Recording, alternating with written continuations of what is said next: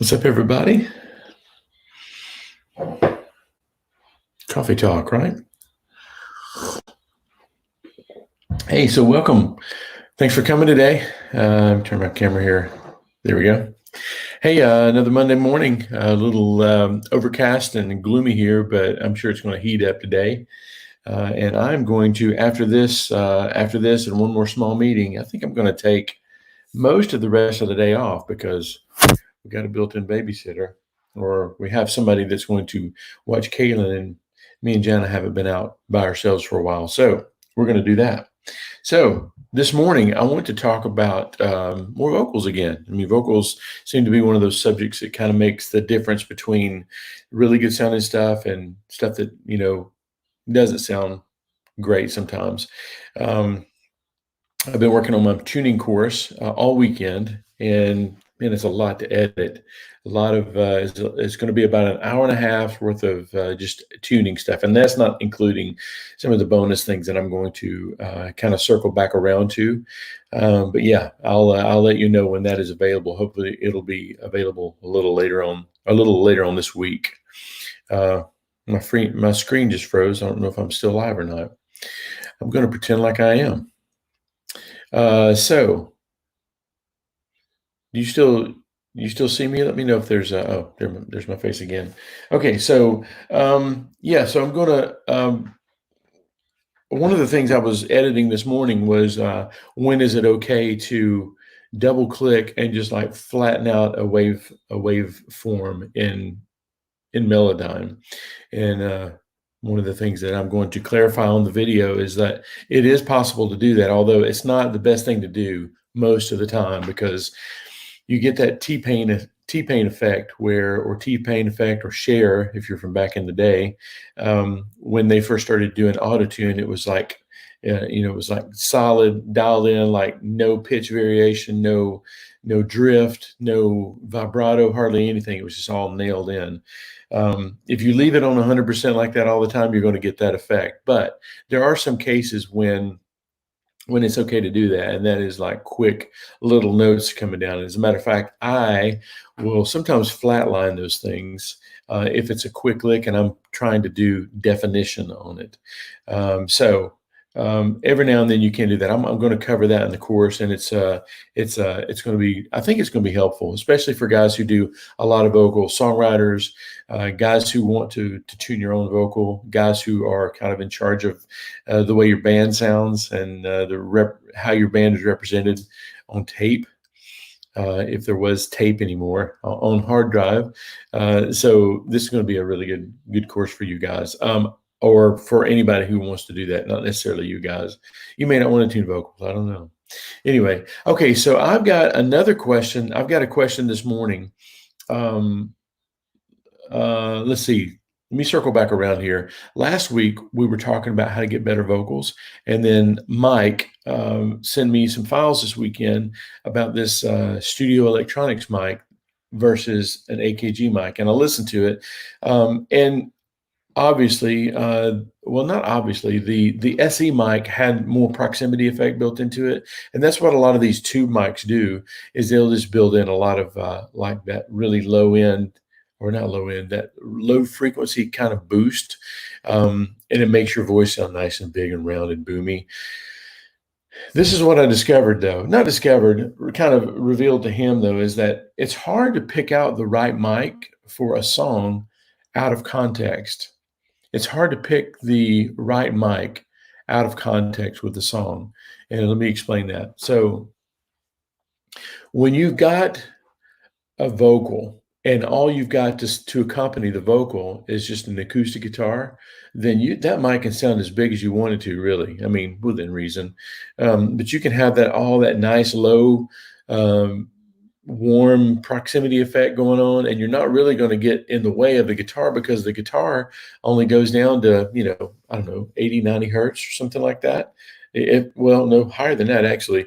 But you've got all this room for that big warm vocal mic to take up the space, right? Whereas if you had a big track with strings and electric guitars and big drums and things like that, you couldn't do a big warm sounding mic because you have to carve out a place for that vocal to sit in the mix, right? So it's really hard to say that is the best sounding mic when you're not listening in context. And the way I got the files was just the mic, and it's an obvious choice when you're listening to just the mic because the biggest, most round, brightest mic is going to win every time, right? Whereas with the track, the first thing you're going to do is what? Probably filter it and get some of that low end out of it. And so that was obvious to me when I was mixing, because here's what you do with an electric guitar, right? You want to pick out the best huge sounding guitar tone possible. But as some of you guys here are guitar players, you know that big tone, as soon as you put it with drums, if it's soloed, it sounds great, right? And you're probably going to pick a U47 or a 251 or whatever a big ribbon mic over the SM57 almost every time if you just listen to the guitar tone, right? Because the SM57's kind of got this 1K bump in it, and it's not going to sound great without the track. But you put it in a track, and the first thing you have to do to a big, wide, huge, big, bassy, roomy guitar tone is got to carve it down to that 1K looking thing, right? So it's important which mic you choose, but you can't always choose the right mic if you don't have the track playing, right? So that's why I always try to pick out a vocal mic, guitar mic with the track playing, because you're taking it out of context. If you're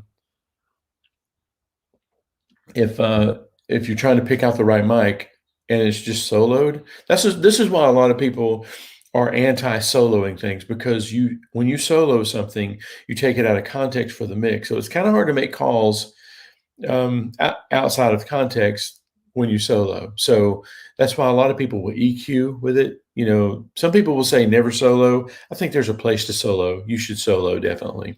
Especially when you're trying to find when you're trying to go, okay, that needs more of this, or that's got too much of this in it, and then you solo it, try to find that part of it. Or if it's not there, then you know to look somewhere else, right? So anyway, thing number one I was going to talk to you about today, which I already did, was when you're picking out mics, just make sure that you're in the right context. It's hard. You may be disappointed when if you did like a press conference style mic selection, but you didn't do it within the track, because you're going to pick the best sounding mic because it's a no-brainer, right? You're the paradox of choice. You're going to pick the best sounding mic, but it's not always the best sounding mic for the track. Okay. I'm going to try something a little bit new this morning. Fernando de Paulo from Brazil. We've been going back and forth this weekend on Facebook, and he's got a question about signal path. I don't know if Fernando, if you're on here, say hello. By the way, hey Steve, hey Martin, hey Mark. Hey, Ben, it's good to see you guys this morning. That's the only ones that I can see in the chat, because you've said something, but there's a few more people watching, I think. So if you're here, say hello. I want to say hello to you. And that's why I do this. I want to hang out with people, right? Okay, so here, I'm going to try something a little new. Me and Fernando are going back and forth, and I'm just going to play his question. I think you're going to be able to hear what's going on here, but we've been going, hey, Dale. We've been going back and forth between, and I'm trying to make sure that I understand his question. So let me share this part of the screen, and let me just play his question. Let me know if you can hear this. If not, I can kind of interpret what he's saying if you don't hear the audio. So here we go. Okay. Oh, I got to play it from another screen. Hang on. Hey, Kevin. Let me explain my question. Okay. Well, you have an acoustic guitar and you are recording with the mic, right? This mic's going to a preamp that's going to an 1176 and after to a mixer. And you have that wave signal, right? This is the wave signal. My question is, what's the difference of this wave signal from this? to this one. You have the acoustic guitar and the mic recording the acoustic guitar, but it's going to directly to the mixer, okay? And after that, you have the wave signal. And after that, you put the preamp and 1176 and other plugins in the mixing process. You're gonna have another wave signal here, right?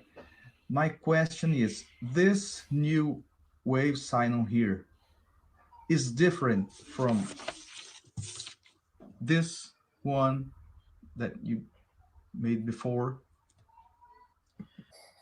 Okay. So could everybody hear that? I'm gonna wait for somebody to comment. I know there's a little bit of a delay here, but me going into the answer of this question when you didn't hear, it's going to be just me chattering, right? I don't want to do that. I want to try to bring a little clarity. So let me know if you guys heard that. I heard it, but I'm just not 100% guaranteed that you heard it. So basically, just to recap, the question was he gave me two signal paths, one with an acoustic guitar through the mic, then a preamp, then 1176 to the mixer, which I'm assuming is what he's referring to is like the DAW, like because you can't see the waveform through a mixer, but you have to capture it through the DAW. And then the other side of the page, he talked about not going through the 1176 and instead going straight to the mixer. Okay, so it was low. Well, I'll mention it. So basically, on the flip side of the page, he said, this is on this side. He talked about going straight to the mixer and how he wants to know about the quality of the waveform. Okay, so just a couple of things here. The thing about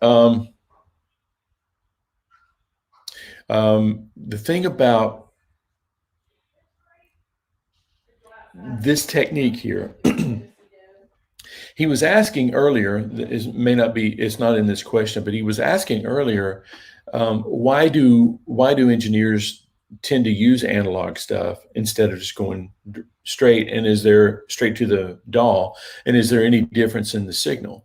And so just to preface, the rest of my answer to this question, I was saying that you have to, when you're recording, the thing about recording this sort of stuff through analog gear is you kind of have to know what the analog gear is going to do.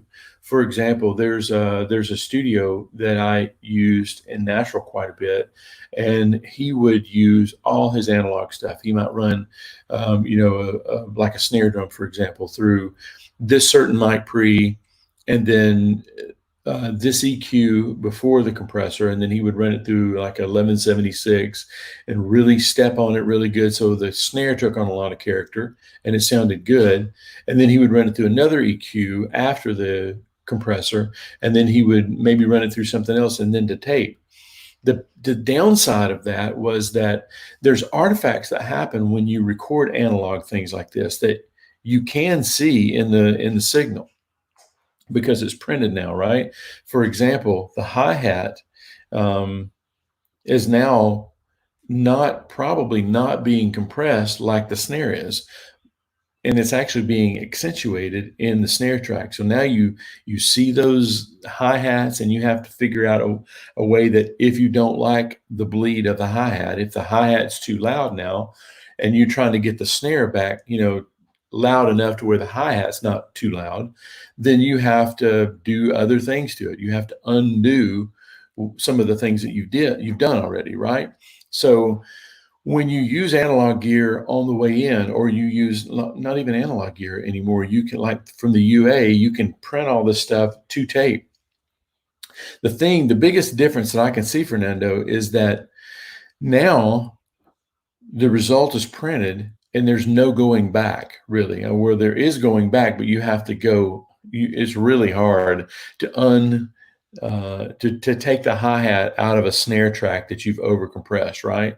And the thing about it is, again, in context, it may have sounded good. It may have sounded good with the track, and if it still does, then that's good. But let's just say that they took some of the guitars out that you tracked that day, or they decided not to put the choir on it now, or maybe they just decided to go with one vocal.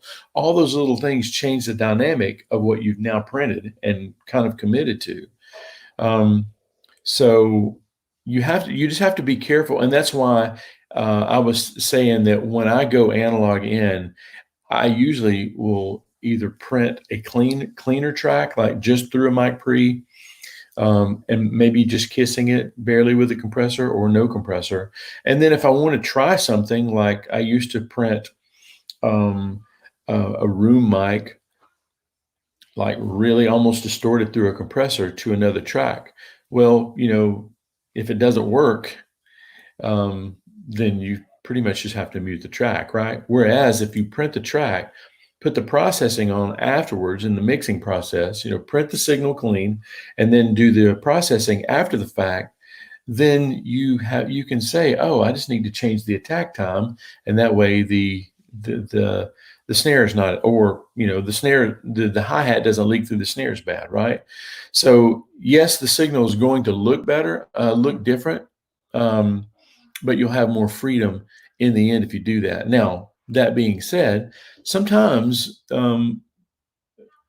it's okay to make those beautiful mistakes like that.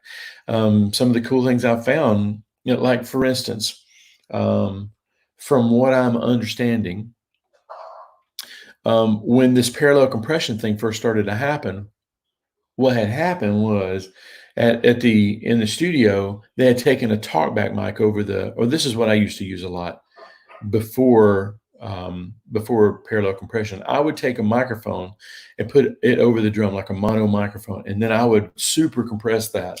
So it wasn't really a room mic, it was really more direct drums, but it gets cymbals and everything.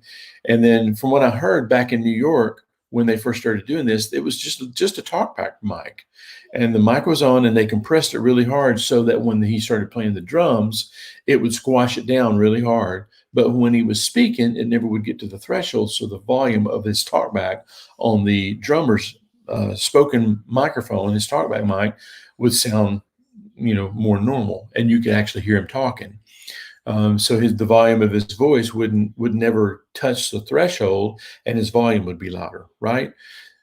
But the beautiful mistake here was they accidentally left the mic on one time during a take, and they were like, why do the drums sound awesome like this? And they were like, well, I left this mic on. I'm just making this up as I go about the story, because I don't know the actual story, but they muted the mic and they didn't like the drums as much. So then you're like, wow, if we super compress this mic, let's just start doing that now, the talkback mic.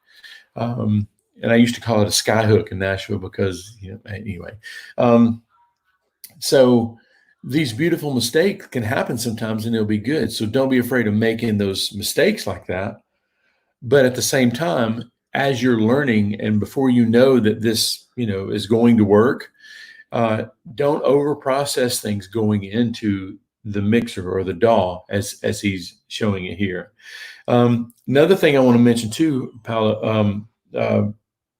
Fernando, is that no two wave signals are going to look like. If you did I don't think that if you took any like mic pre and 1176, and then you took the same mic pre model and the same 1176 model, and you printed them side by side, I don't think they're going to look exactly the same, because don't be scratching your head if they don't look the same, as long as they sound similar. And I want to mention too that right here in the mixing, where it says mixing process preamp and 1176, etc. When you do the preamp, it's not actually the preamp. It's actually like a model that's supposed to sound like what it would have sounded like if you had cut it through there. So it's not, you get the character of the preamp, but not all of it. It's kind of a model. So, but still, given these two examples, especially as you're experimenting with things and figuring out what the lines are, what the limits are, I would go with the latter one, where you print a more direct signal and then process it afterwards. And then once you once you get it dialed in, then you can start going, yeah, I do this every time. I always compress the snare with 1176. I always do this much with it. It always sounds good in the record. Then, if you want to, print it that way, but don't really expect the signals to look exactly the same. I think that's a case of maybe using your eyes a little bit too much, and it maybe skews your decision making process because of the way it looks. So, okay, so Mark Jacoby says the second example has room to adjust the preamp and effects. The first example is printing the effects. Right. Exactly. Yeah. So yeah, that's a good point, Mark. On this, I mean, there's another factor in here that uh, you may not be factoring in, and that is sometimes preamps will give character to the sound depending on how hard you hit the preamp. Like APIs are a good example of that. An API will almost not distort, right? And you can just kind of keep cranking it in there, and they won't sound distorted, but they may change the waveform a little bit. How hard you're hitting that waveform could be the thing. Could be the difference between how it looks, how it sounds. So anyway, that's a good point, Mark. And he says, if you're confident in example one, then commit it. If you want an adjustment after printing the wave, then use plugins after the fact. So what you could do, according to what Mark's saying right here, what I would do is while you're learning this, why not print it clean, and then print the mic pre 1176 on another track. So bounce it down, or in Pro Tools, if you're using Pro Tools, do that commit to this plugin feature. Take a look at it, take a listen to it, and use that as if it were the setting that you printed. And then if you don't like it, you can go back and adjust it. But there again, don't let the way it looks fool you too much. So anyway, so hopefully, I don't know if Fernando is on the conversation today. If you are, let me know if I answered your question. But I think I'm going to look at his question on Facebook one more time and see